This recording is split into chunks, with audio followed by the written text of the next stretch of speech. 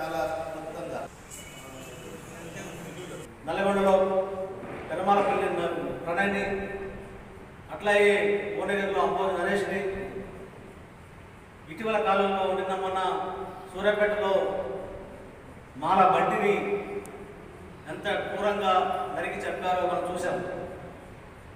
పరువు పేరుతోటి, పరువు హత్యల పేరుతోటి కన్న బిడ్డల్నే కాలకూట విషయంలాగా ఈరోజు చంపుతున్న ఘటనలు మన ముందుకు వస్తున్నాయి.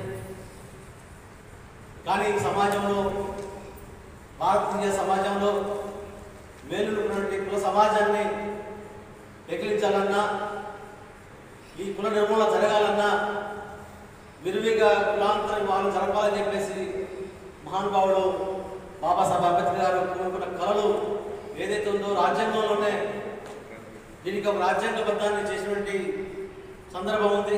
అయినప్పటికీ కూడా కులాంతర పెళ్లి చేసుకున్న జంటలకు ఎక్కడ కూడా రక్షణ లేనటువంటి స్థితి నేడు కొనసాగుతుంది. ఈ నేపథ్యంలో ఈ కులాంతర వివాహాలు చేసుకున్న జంటలకు ఒక భరోసా ఇవ్వాలి, వాళ్ళకు రక్షణ కల్పించాలి, వాళ్ళలో కూడా ఒక వెలుగులో తీసుకురావాలి. ప్రత్యేకంగా ఒక రక్షణ చట్టాన్ని పార్లమెంట్లో అట్లా శాసనసభలో ఒక ప్రత్యేక రక్షణ చట్టాన్ని తీసుకురావాలని చెప్పేసి ఈ సందర్భంగా మేము ప్రభుత్వాన్ని డిమాండ్ చేస్తూ, అదే సందర్భంగా కులాంతర వివాహాలు చేసుకున్నటువంటి జంటలకు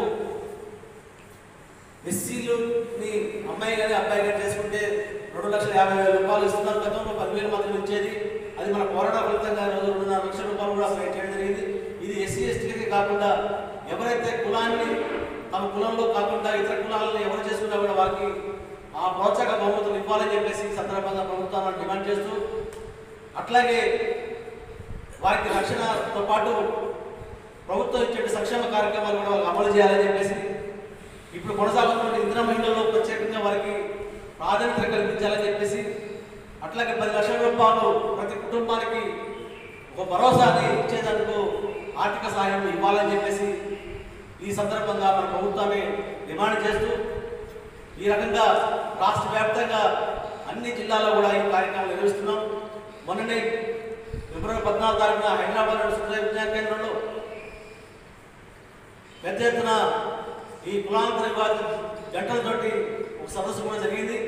మన జిల్లాలో కూడా ఇప్పటికీ దాదాపు 100 మందికి సమాచారం మనం ఇవ్వడం జరిగింది. అయినప్పటికీ కొన్ని పెళ్లిళ్ళు, ఫంక్షన్లు, ఇతర కార్యక్రమాల వల్ల రాలేకపోయినా ఏమైనా రేపు రానున్న కాలంలో ఈ ఖమ్మం జిల్లాలో కూడా మనం కులాంతర వివాహాలు చేస్తున్న ప్రతి జంటకు కూడా మనం ఒక భరోసా, రక్షణ, మేము ఉన్నామనే ఒక చేయుత, ఒక అండగా ఉండేటట్టుగా మన సంఘాలుగా ఉండాలని చెప్పేసి